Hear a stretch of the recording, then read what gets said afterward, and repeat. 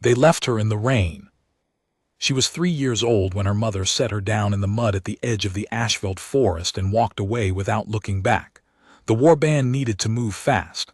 A whelp who cried through the night was a liability the clan could not afford. That was the logic, or so Cale was told years later by the elder who had watched it happen and done nothing. Orcs were practical creatures. They had to be.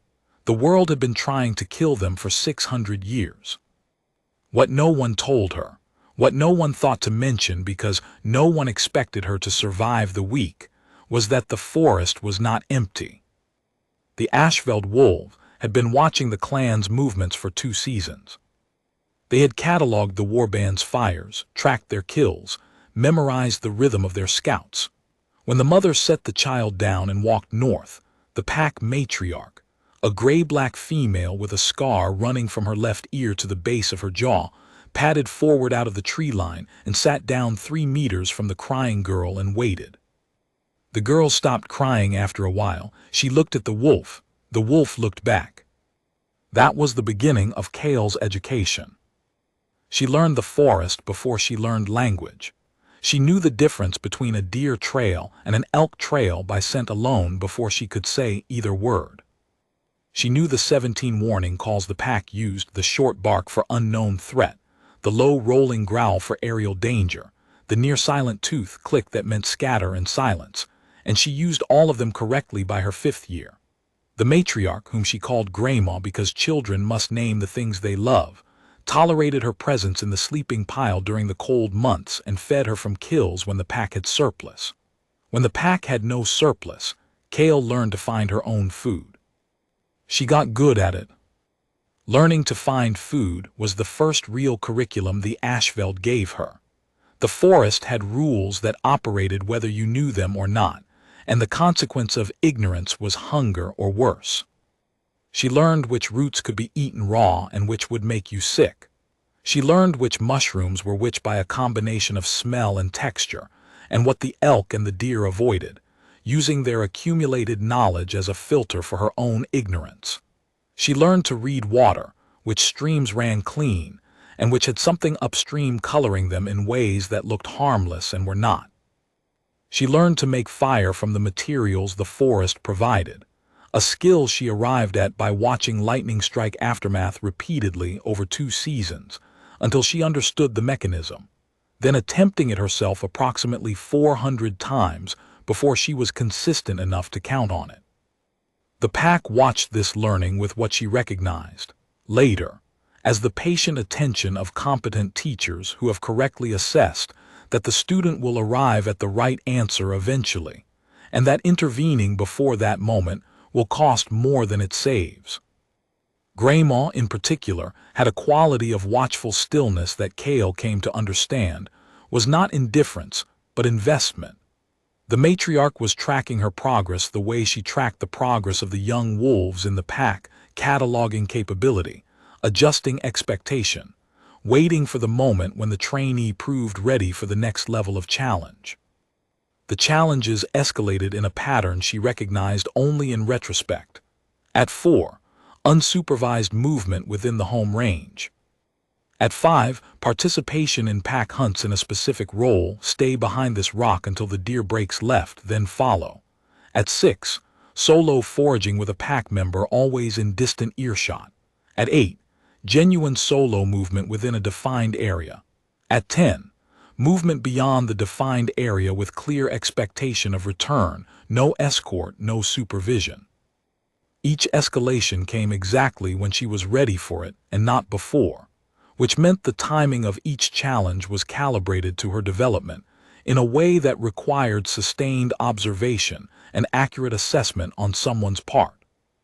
She thought about this years later, making camp in the Keth, and realized that the wolf pack had given her something that most orc children raised in clan settlements received only imperfectly and inconsistently: the experience of being watched with sustained and accurate attention by someone who had no agenda for her beyond wanting her to thrive. The clans were too large, too fractured by internal politics, too distracted by survival pressures to give individual children that quality of attention consistently. The pack had nothing to do but survive and tend to the pack, and she was part of the pack, and so the attention came naturally. She did not idealize the wolves. They were animals, they killed things. Two of the young males had killed a pack-adjacent female the winter of Kale's 7th year in a dispute over a carcass, and Graymaw had expelled both of them, and they had died in the cold. The pack had rules that were enforced with tooth and weight, and the rules were not gentle. But the rules were consistent, and the pack's investment in its members was genuine, and the combination of the two produced something she would have called, if she'd had the philosophical vocabulary, a functional society. The warband came back through the Ashveld twice in those early years, and twice Kale hid in the canopy and watched her people pass below her like strangers. They were strangers. They smelled of iron and smoke and something rank under both, something she would later understand was fierce sweat suppressed by pride. She did not feel the urge to call down to them. Graymaw was below her on a branch, watching too, one ear rotated forward. The second time, she was 10 years old and the warband passed close enough that she could see individual faces. She looked for her mother the way you look for something you expect not to find, which is to say without urgency or hope, but with a completeness of attention that means you will not miss it if it's there. It was not there. The face she had a faint memory of, angled jaw, heavy brow ridge, the specific shape of a nose she had inherited, was not in the warband. Whether the mother had died or simply changed warband affiliation, or had never been part of this particular group in the first place, was a question Kale filed under unanswerable and let sit. She did not feel the burning grief that the stories attached to abandonment. She felt something more neutral, not bitterness, not forgiveness, something prior to both. The clean recognition that a thing had happened, that it had shaped her in ways she could not entirely map, and that the shaping had made her someone who could live in the Ashveld forest for 10 years without dying, which was not nothing. By the time Kale was 11, she was hunting alone. By 13, she was hunting things that hunted back. She took her first scarbeck boar at 14 with a fire-hardened stake and a trick she'd learned from watching the pack. One wolf draws the charge, 2 more hit the flanks. She was all 3 wolves and the stake at once, and it nearly killed her, and she sat in the snow next to the dead boar bleeding from a tusk graze along her ribs and started laughing, quietly at first, and then helplessly, until Graymaw appeared at the edge of the clearing and looked at her with that flat yellow-eyed assessment, and Kale pulled herself together. There was a quality to that moment she returned to for years afterward, sitting in the blood-pink snow with her ribs aching, laughing at herself, with the old wolf watching, that she understood only incompletely in the moment. She had been afraid before the hunt and during it, and the fear had not stopped her, and the boar was dead and she was alive, and this was a piece of information about who she was that she now owned. The laughing was part of taking possession of it. The world had asked her a question and she had answered it, and the answer was this: not stopped. Even bleeding, not stopped. She was 16 when the sky changed. It started with a silence. Not the short bark, not the tooth click. The pack had no call for what came next because nothing in the pack's collective memory had prepared them for it. The birds went quiet across 10 square kilometers of forest in a span of seconds. The deer bolted in every direction.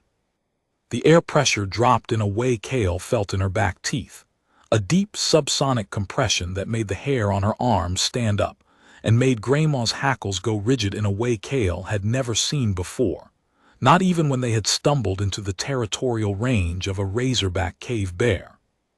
Kale climbed. She went up the tallest Ashveld pine in the area, 140-year growth, all rough bark and bitter sap, and climbed until she was 60 feet off the ground and the branches got thin enough that they moved under her weight. She looked north. She looked east. She looked west. Then she looked up. They came in low over the tree canopy, moving from the direction of the Keth Mountains, and they were wrong in the way that only truly new things can be wrong, not threatening like a predator, not strange like a disease, but wrong at the foundational level, Wrong the way a sound heard under deep water is wrong. They had the broad, flat shapes of manta rays but the segmented chitinous surfaces of beetles. Their undersides were bioluminescent in colors she had no names for. They moved without the mechanical sound of siege engines and without the wing beat of birds. They moved in silence, or near enough to it, producing only that subsonic pressure drop that pressed down on the forest like a held breath. She counted 11 of them. They were heading south, toward the coast, toward the Orc settlements at the cliff edge above the torn sea. She was down from the tree and running before she had consciously decided anything. Kale ran through territory she knew the way she knew her own hands, cutting between the wolf paths and the deer runs and the secret drainage channels that shaved distance from any route north to south through the Ashveld. She ran for 4 hours. Graymal ran with her for the first 2, keeping pace easily, then peeled away at the edge of their range and sat watching from the tree line. Kale did not look back. She kept running.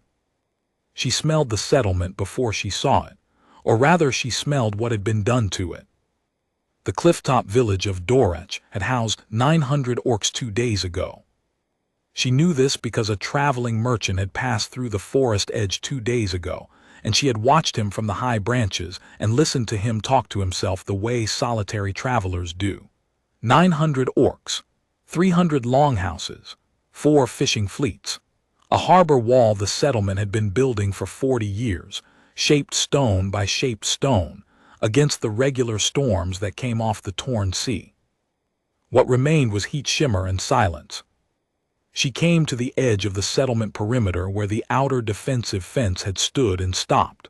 The fence was gone, not burned, gone, as if something had passed through and simply ceased to register the fence as relevant. The longhouses were collapsed inward on themselves, not blown outward like siege damage collapsed, as if gravity had briefly tripled. The shaped stone harbor wall had cracked along its full length. The water below it was still, which was wrong. The torn sea was never still. She stood at the perimeter and breathed. The orc practice for the dead was brief. You acknowledged them, you counted them, you moved. Sentiment was for the living. She had never been taught this practice, but she had independently arrived at something close to it through years in the forest where things died constantly, and the pack moved on. She stood at the perimeter and acknowledged what she was looking at, which was the death of 900 of her people by something she did not yet understand, and then she moved into the rubble because there were things she needed. There were survivors. Not many, she counted 17 before she stopped counting, scattered in 1s and 2s through the wreckage. Most were injured. One was a weaponsmith named Gerdak, 70 years old, who had lost 2 fingers on his right hand and gained what appeared to be a fractured collarbone, and who looked at Kale when she crouched in front of him with the particular expression of someone encountering a rumor they'd always half dismissed. "Forest girl," he said. His voice was steady. She respected that. "What came here?" she said. Not a question. He understood. He had spent his life making weapons. He understood direct speech. "The Veth," he said. Old word, older than the clan histories. The stone tablets in the keep used to mention them. I thought they were myth, something from before the first settlements. He coughed, spat blood, kept his eyes level. They came in ships that looked like the flat fish. They had, I don't know what to call them, instruments. They pointed instruments at the structures and the structures came down. They didn't land, they didn't speak. They circled once and left. Where did they go? He looked at her steadily. East. The Veth cities are east, beyond the Keth. Everyone knows this, or everyone used to. Before the histories got simplified. Everyone is dead. Most everyone. He was quiet for a moment. You're the whelp they left in the Ashveld. I'm the person standing in front of you.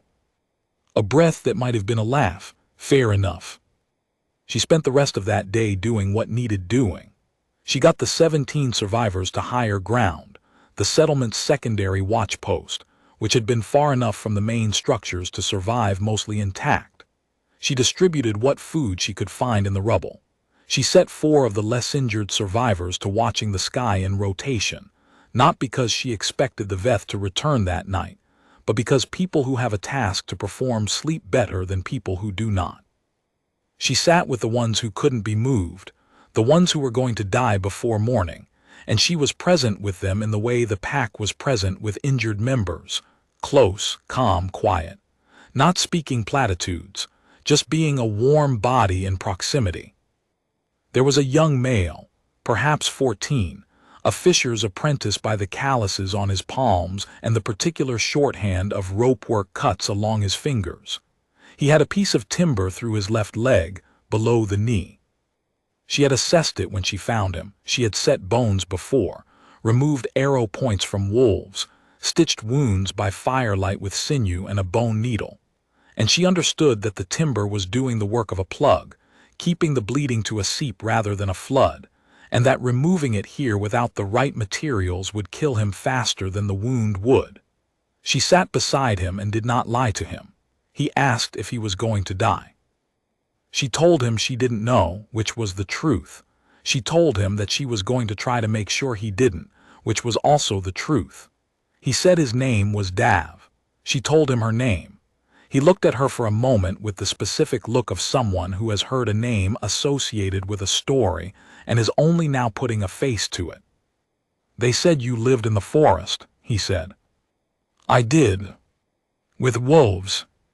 "Yes."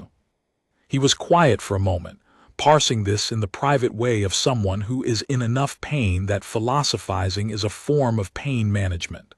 "Is that lonely?"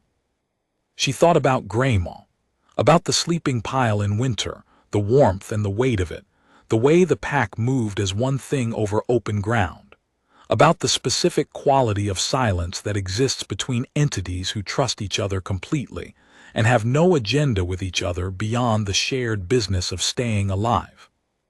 "No," she said.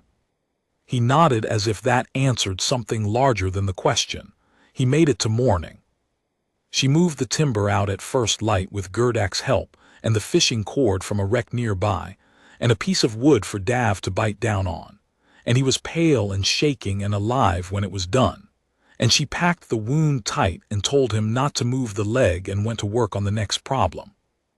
Grandma found her at midnight of the second day. The old matriarch padded into the watch post as if she'd been invited, surveyed the humans with mild interest, and settled down against Kale's left side with a heaviness that was half comfort and half instruction. The survivors stared. Kale said nothing. She put one hand in the thick fur at the base of Grandma's neck and felt the slow breathing and thought. She was thinking about the sky, about the 11 ships, about the subsonic pressure and the collapsed longhouses and the stone tablets Gerdak had mentioned. In the morning she asked Gerdak about the tablets. "Most were destroyed in the collapse," he said, "but the secondary archive was cut into the cliff face, not in the keep. Orc habit, we always keep one copy somewhere the enemy can't burn." He paused. "I can take you there if you can get me down to the cliff." She got him down to the cliff. The archive was exactly what it was. Rows of ideographic script hammered into basalt at a standardized depth and spacing that spoke of institutional care.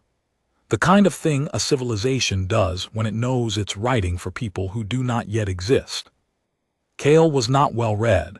Her education had been conducted primarily by wolves, but she was patient and she was observant, and with Gerdak translating the older ideographs that had drifted from modern use, she spent 3 days reading. What she found was this. The Veth were not new. They had visited before, twice in the recorded history preserved in these stones, once roughly 400 years ago and once roughly 800 years ago. Each visit had followed the same pattern: surveillance for 1 to 2 seasons, a single overwhelming assault on the largest concentrations of Orc settlement, and then withdrawal. No occupation, no demands, no communication of any kind. The tablets used a word for the Veth behavior that Gerdak translated haltingly as something between cleansing and thinning, as if the Veth were not trying to conquer the Orcs, but to keep their numbers down, to prevent some threshold from being reached. The third tablet in the secondary series had a different quality from the others, more urgent. The ideographs cut deeper and closer together, the hand of someone writing fast. It described a specific Veth vulnerability that an elder named Urkashit had discovered during the assault 400 years ago. The Veth ships communicated through a biological frequency network, a kind of living signal passed between the ship organisms, which were not machines but creatures, or something between creatures and machines, in a way the old language had no precise word for. The ships were, in essence, a hive. They operated by consensus, each unit feeding information to the collective and receiving instruction back. This made them exceptionally coordinated. It also meant that if you could introduce a dissonant signal into the network, something that matched the frequency of their communication but operated at cross purposes, like a voice shouting counterorders into a battle command, the network would not simply malfunction. It would consume itself trying to resolve the contradiction. Urkashit had never been able to test this. The assault 400 years ago had not left enough survivors with the right knowledge and the right capability to attempt it. The observation had gone into the archive instead, a bottle thrown to the future. Kale finished reading as the sun hit the cliff face at the angle that meant late afternoon. She sat for a while looking out at the torn sea. Graymaw was lying on a flat rock nearby, watching her. "The frequency," she said aloud to no one specifically. "How do you find out what it is?" Graymaw's ear rotated toward her. The matriarch blinked slowly, with the particular quality of wolf patience. Not absence, not waiting, just a complete suspension of urgency that had nothing to do with passivity. Kale had grown up reading that quality. She sat with it, now the way you sit with something you don't yet understand, without forcing it to become understanding before it was ready. The pack communicated through sound. That was the obvious surface of it, but the deeper truth she had lived inside for 13 years was that the pack communicated through resonance. There were subaudible components to the communication. She had felt them more than heard them, a kind of harmonic undertone to the visible signals that she'd always assumed was simply the physical sensation of being in close proximity to large animals. It had taken her until age 12 to understand that the subaudible component was itself signal, not sensation. That the wolves were doing two things at once, sending readable information and maintaining a cohesion frequency that kept the pack synchronized at a level beneath conscious processing.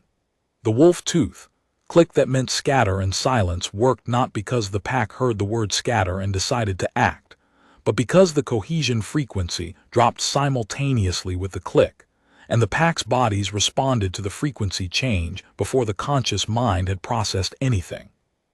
She had never told anyone this. There was no one to tell. She looked at Graymaw. She thought about the frequency of the pack. She thought about Urkashit's observation. She thought about what it would mean to send 17 wolves and 1 orc into the frequency range of an alien hive network and generate dissonance. She thought about the 11 ships heading east. "I need to go to them," she said. Graymaw stood up from the flat rock and stretched in the way of a wolf who has been waiting for something to become obvious and has finally seen it arrive. The preparation took 8 days. Gerdek made her what she asked for, working with his surviving 8 fingers and the forged tools she'd recovered from the rubble. He made her a breastplate from the hull plating of a collapsed fishing vessel, lighter than war iron, shaped to her, with the particular elegant efficiency of a weaponsmith who knows he may not make anything again and wants to do it right. He made her 2 short blades of a steel alloy she'd specified based on something she'd observed about the materials in the destroyed longhouses. The collapse had left certain alloys intact while others had shattered, suggesting the Veth instruments interacted with ferrous composition in a specific way, and she had no desire to carry metal that would respond to their instruments by trying to kill her. Gerdek looked at her when she explained this. He did not question it. He was old enough to know that tactical intelligence comes from unexpected directions, and wasting time, interrogating the source, is a luxury of peacetime. She spent 4 days with the pack. This is the part that would have made no sense to anyone who hadn't grown up in the Ashveld, and she didn't try to explain it to the survivors at the watch post. She went into the forest and she ran with the pack, hunted with them, ate with them, slept in the pile, and while she did this, she paid attention to the subaudible cohesion frequency with every piece of consciousness she had. She had been half aware of it for 13 years. Now she pulled it fully into focus and worked at it the way you work at understanding a piece of mechanism you've been using by feel, taking it apart slowly to find out what each component does. By the third day she could match it. Not produce it from nothing, but if the pack was running and she was running with them, she could tune herself into the same frequency and feel the moment she came into sync, a spreading warmth in the chest, a sense of the edge of self becoming slightly less definite. The pack's awareness became partially accessible to her. She could feel the general direction of each pack member without seeing them. She could feel Grandma's assessment at the back of the connection like a hand on her shoulder. On the fourth day, she tried something harder. She tried to generate dissonance in the frequency rather than harmony, to be a voice shouting counterorders. What she discovered was that dissonance in the pack cohesion frequency was physically painful. Not abstractly, physically, in the chest and the back of the skull, a pressure like her head was being used as a percussion instrument. The pack's immediate response was disorientation. Two of the younger wolves stumbled mid-run. Grandma stopped and turned to look at her with an expression that, on a human face, would have been "Don't do that again." She did it again, shorter and more controlled this time, studied the effect, mapped it. She left the pack on the morning of the fifth day. Grandma walked her to the edge of the range and stopped there, which was the boundary. Kale turned and looked at the matriarch for a long moment. The old wolf had a scar from her left ear to the base of her jaw and yellow eyes that had been looking at the world steadily for 11 years, and had watched an orc whelp grow into something they hadn't had a word for, and had decided to stay anyway. "I know," Kale said. Grandma turned and walked back into the trees. She did not watch the wolf go. She turned east toward the Keth Mountains and walked. The journey across the Keth took 12 days. She moved the way the pack moved in unfamiliar territory, fast through open ground, careful through potential ambush terrain, navigating by the stars she'd learned from a dead navigator's hand-copied charts she'd found in the Cliff Archive. She ate from the land. She slept 4 to 5 hours when she could find cover. She did not think about whether what she was planning was possible. She thought about what she would need when she arrived. The Keth Mountains were old in the way that very large stone things are old, indifferent to the events happening on and between them, formed and shaped by pressures so slow they made civilizational history look like an afternoon. The passes at this time of year were cold without being impassable. The high-altitude scrub still green, but thinning to rock above a certain elevation where only the toughest ground-hugging plants survived, flattened by wind into shapes that looked deliberately designed. She had never been above the snowline before. On the fourth day in the Keth, she crossed one, just briefly, and stopped at the crest to look back west. She could see the Ashveld from here, or the edge of it, a dark mass against the lower country, the specific texture of dense forest visible from high altitude the way a brushstroke is visible from across a room. Somewhere in that mass, moving at the edge of their range or sleeping in the winter pile, the pack. She was aware of missing them in a way that was less emotional than physical, a specific absence of the subaudible frequency she'd been living inside for 13 years, like the silence after a sound you'd stopped noticing. She didn't linger. She took in the view for exactly as long as it was useful to take it in, and then continued east. On the 8th day, she came across something she hadn't expected, a Veth forward element. Not one of the large ships, something smaller, a single unit of 3 Veth moving through a high valley with equipment she didn't recognize, pointing it at the rock faces in a way that felt systematic. Survey work. They were mapping the mountain geology. She watched them from 2 ridgelines up for 3 hours, staying absolutely still the way the pack stayed still when tracking prey it couldn't afford to spook. They worked methodically, without speaking, their movements coordinated by the network consensus she couldn't feel from this distance, but could see in the eerie unison of their turns, their stops, their pointing instruments. She noted their positions and their direction of travel and the equipment profile, and filed it all under useful. Then she went around them. The night of the 10th day she made camp in a cave system that had been used as a way station by the old trading routes. There were marks on the cave walls, the practical graffiti of travelers, distance notations, water source indicators, warning marks for unstable ground. Orc handwriting, probably 200 years old. She held her lamp close to one section where someone had added something not in the standard traveler's notation, but in a more personal hand. A small carved relief, quick and not particularly skilled, of two figures, one upright, one on four legs. The four-legged one was clearly a wolf. The upright one was not clearly anything specific, just the shorthand of a person who wanted to record something true and had only a rock and a hard instrument, and the time it took before sleep. She sat with her back against the cave wall and ate the last of her dried meat, and looked at the carving for a while. Somewhere in the old histories, before the stories got simplified, there had probably been others like her. The forest did not differentiate between what it would and wouldn't adopt. The pack certainly didn't. She was probably not the first orc to sleep in a wolf pile and learn the subaudible cohesion frequency, and grow up believing the boundaries between things were more porous than the clans preferred to admit. She hoped whoever had carved that relief had lived well. She hoped they had found, as she had found, that the boundary between self and pack was not a diminishment, but an expansion, that becoming partially wolf had not made her less but more, a larger container than she would have been if her mother had walked back instead of north. She slept well in the cave. She was moving again at first light.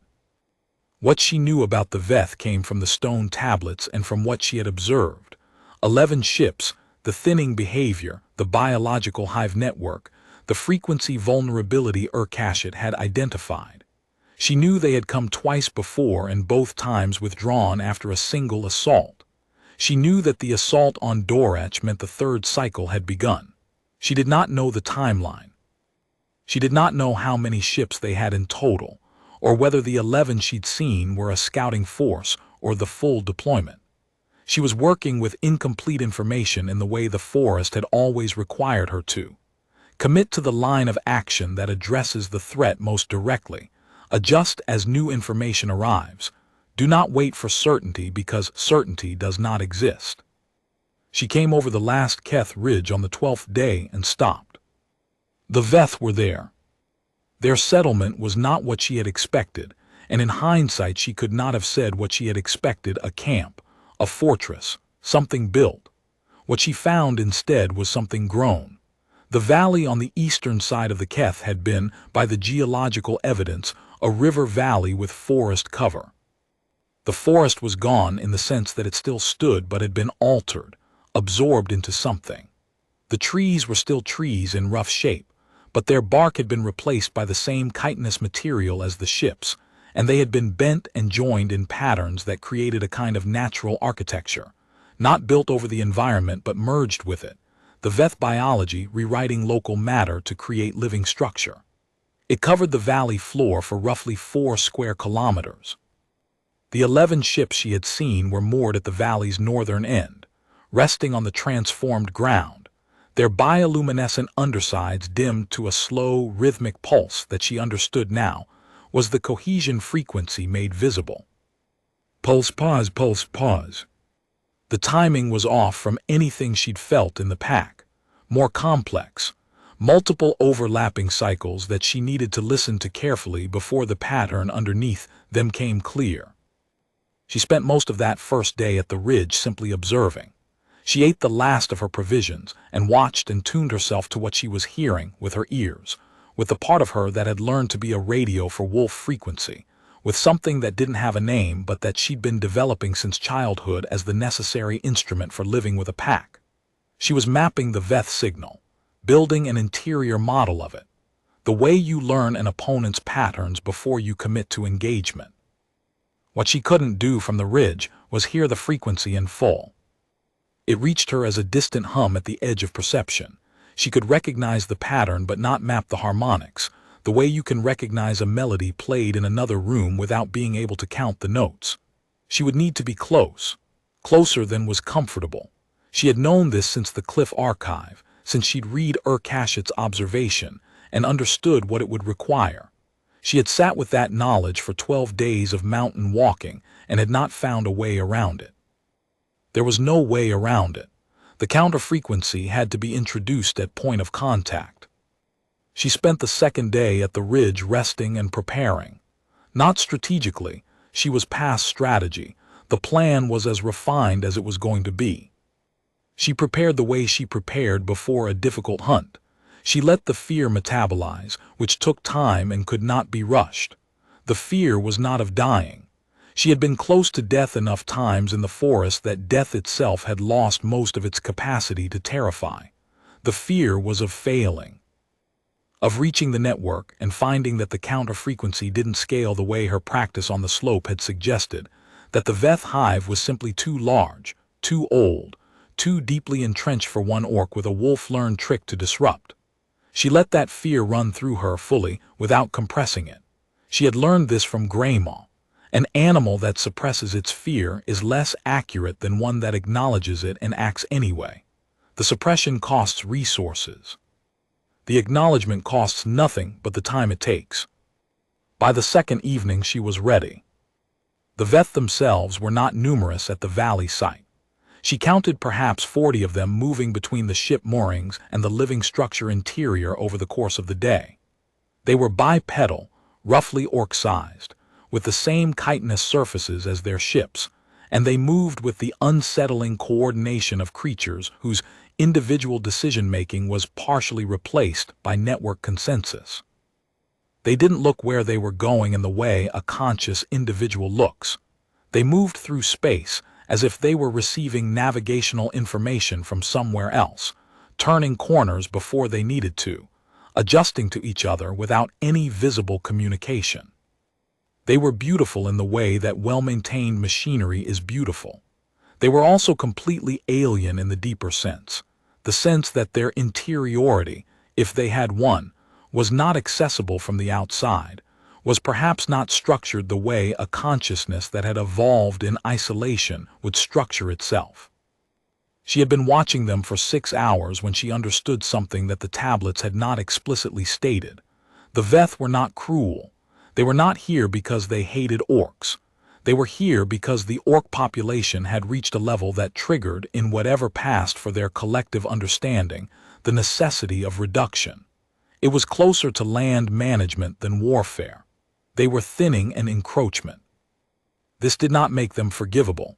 They had killed 900 of her people without looking at them, but it changed the strategic picture. An entity that operates from cold purpose rather than rage is predictable in specific ways that an entity operating from emotion is not. It will not escalate beyond the threshold. It will not pursue into terrain that costs too much.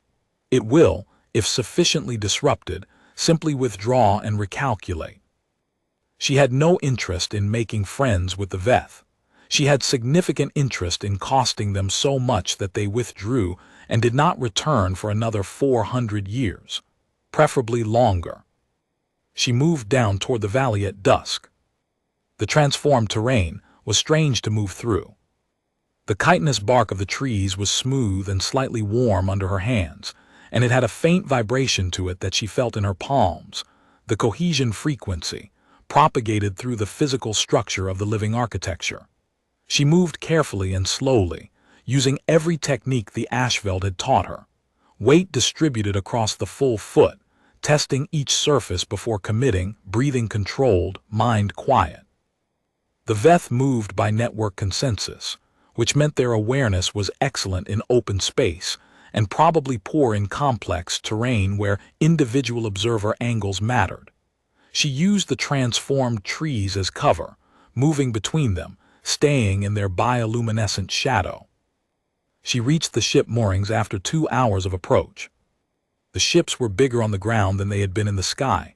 This was the perspective trick of watching something from below as it moved in altitude. But knowing it intellectually didn't stop the physical response when she was close enough to put her hand on the hull of the nearest one and tilt her head back and still not see the top edge. 60 feet of warm living chitin, pulsing slowly in the dark, surrounded by the smell of something she couldn't name. Not animal, not mineral, not rot, not clean. The specific smell of an alien biology at rest. She pressed her palm against the hull. The frequency hit her immediately, stronger than she'd experienced from observation distance. The full signal at close range, layered and complex, with the overlapping cycles she'd been mapping all day now present at a volume that initially swamped her ability to parse it. She held very still. She did not take her hand away. She breathed. She let the signal wash over her and through her, and began the process she'd practiced on the Ashveld slope, listening past the surface noise for the structural pattern underneath. It was there, different from the wolf cohesion frequency in the way that a different language is different from a native one, not alien in principle, different in execution, built from similar needs but through a completely separate evolutionary path. Both served the same function, keeping a group of entities synchronized, making the boundary between individual and collective permeable in a controlled way. Both had the same basic architecture: carrier signal, information modulation, feedback loop. She understood feedback loop. She understood that if you put dissonance into a feedback loop, it would amplify. She had not thought until this moment about what it would feel like to put herself into the feedback loop of a hive that had used this network to coordinate the destruction of 900 orcs. She thought about it now, with her hand on the hull and the signal washing through her, and she made the decision the way she had always made decisions in the forest when there was no good option, only the option that addressed the problem most directly, with her whole attention and without flinching. She opened the frequency. The first sensation was expansion, the sense of self-boundary becoming less definite that she'd felt in practice with the pack, but magnified enormously, as if the pack connection had been a small room and this was the outdoors. She could feel the 11 ships, not as separate objects but as nodes in a network, each one a distinct presence with its own quality. She could feel the 40 Veth in the valley, each one a moving point of awareness in the network.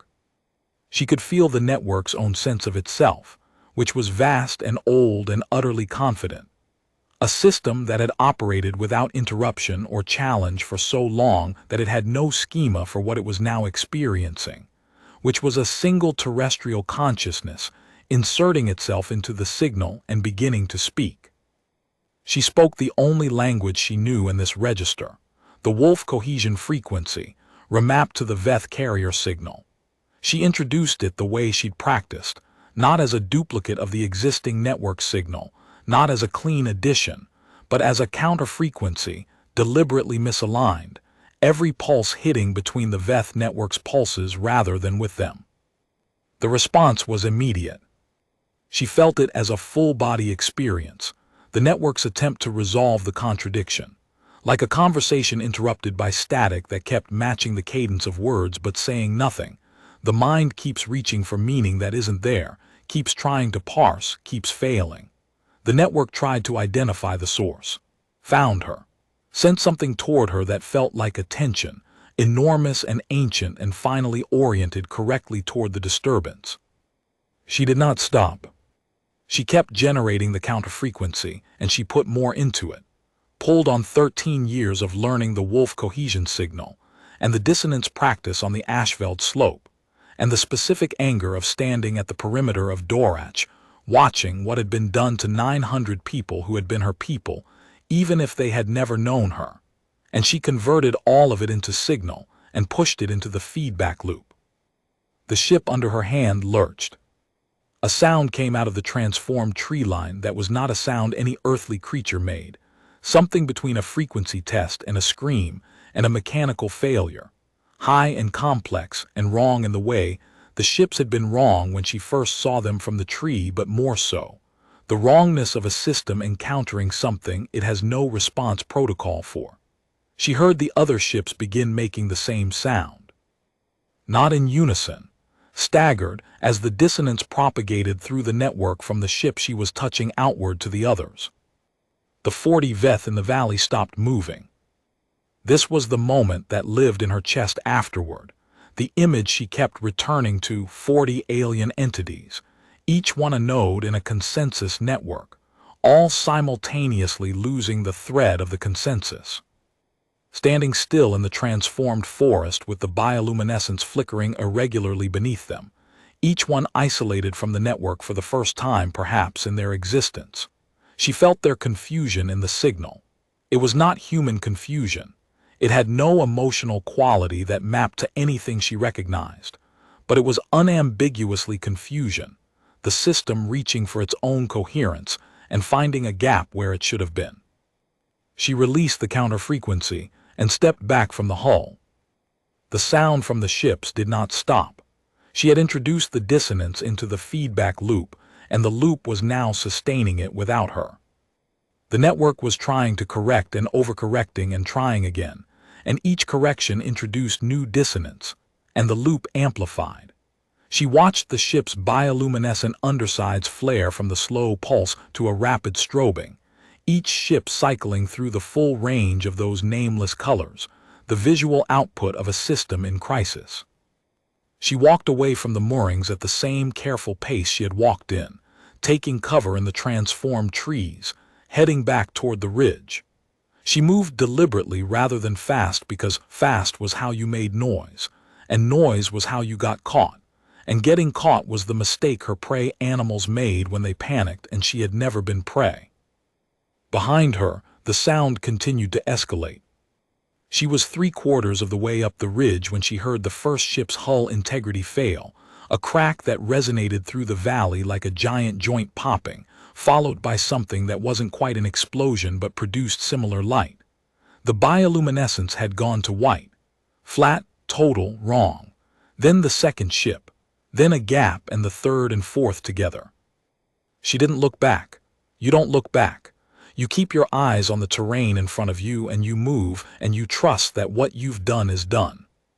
She reached the ridge top and kept going. The sound from the valley took a long time to die. She was 2 kilometers into the Keth descent when it finally went quiet, and then the night sounds of the mountain began to come back in, careful at first and then more confidently: insect sounds, wind sounds, the distant note of something's territorial call. The ordinary music of an ecosystem reasserting itself in the wake of wrongness. She had grown up in that music. She let it settle around her and walked. She was back at the watch post in 19 days. She had taken longer on the return because there was no urgency to the pace anymore, and she had stopped twice at good hunting grounds and built up the pack she was carrying in dried meat. The 17 survivors had been joined by 11 more who had drifted in from the surrounding country in the week since the attack, survivors of other small settlements that had also been hit. 28 people. Some of them were injured, some of them were not. All of them looked at her when she walked in. Dav was sitting up near the east-facing wall where the afternoon light came in. His leg was still bound but straight, the color of the skin around the wound no longer red, which was the thing she'd been more worried about than whether she'd survive what she'd set out to do. He looked up when she came in and said nothing. He didn't have a question for her, which she respected. He just looked at her with the particular expression of someone who has been sitting quietly with a possibility for 19 days, and is now watching that possibility arrive. She set down her pack. She walked over and checked the leg. The wound was clean, she told him so. Gerdek kept it clean, Dav said. I told him how you packed it. Good. He said you'd be back. A pause. Not everyone thought so. She sat back on her heels and looked at him. He was 14 and had been a fisher's apprentice, and had held very still while she removed a piece of timber from his leg, and had spent 19 days being uncertain whether the person who'd done that would come back. And he had come through it all with a steadiness, she found she respected more than almost anything she'd seen in the last 3 weeks, which had included a great deal. "What did you think?" she asked. He considered this with appropriate seriousness. "I thought if you said you'd try.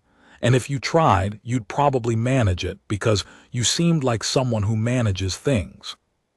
She stood up. "That's close enough." Gerdak was still alive. She had been more uncertain about that than she'd let herself acknowledge. He was sitting in the main watchroom with his arms strapped and his 8-fingered hand still moving. He was working on a small blade, habit more than need, the hands of a weaponsmith unable to stay idle. He looked at her. She set down the pack with the dried meat and sat down across from him on the stone floor. "The valley," he said. "Done." He looked at her for a moment with the expression she'd been seeing on him since the Cliff Archive. The look of someone revising their understanding of a thing they thought they already understood. "All of them. The ships are gone, the 40 I saw, the ones in other settlements I don't know, but the network was the coordination. Without the network they're isolated." She paused. "The tablets said they withdrew twice before. They'll withdraw again. And come back in 400 years. Or not at all if what they found here cost them enough." She met his eyes. "We need the stone tablets. We need to start teaching from them. What Urkashit knew needs to be known by every child who grows up Orc, not left in a cliff face for one person to find by accident." Gerdak was quiet for a moment. He set down the small blade. He looked at it for a second and then looked at her. "The clan councils won't like it," he said. "The old knowledge, the tablets, the frequency work, what you did, it sits outside the clan structures. It doesn't fit their lines of authority. They'll want to control who knows it and under what conditions." "Then we don't ask the clan councils," Kale said. Gerdak blinked. Then something in his face shifted, not surprise exactly, but the expression of a man who has spent 70 years living inside a set of assumptions and has just watched someone step around them with the ease of someone who never knew the assumptions existed. "No," he said slowly, "I suppose we don't. The tablets go into teaching," she said. "Every settlement that has children, the children learn the history, all of it, the thinning, the frequency, vulnerability, the cycle. They learn what Urkashit found. They learn what I did with it. They learn that the knowledge is what kept them alive and that keeping the knowledge alive is what keeps them alive." She paused. "And they learn it's not special. It's not a queen's secret or a clan elder's privilege. It's just something that needs to be known." Gerdak picked up the small blade again. He turned it in his 8-fingered hands, looking at the edge. "You're going to need help teaching." "I know. I can write. My hands still work well enough for that. The archive script, the newer forms, I know both." He glanced up at her. "And I'm old enough that no clan elder is going to tell me what I can and can't put on paper without a fight." "Good," she said. They sat in silence for a moment, the particular silence of two people who have come to an understanding and don't need to say anything further to confirm it.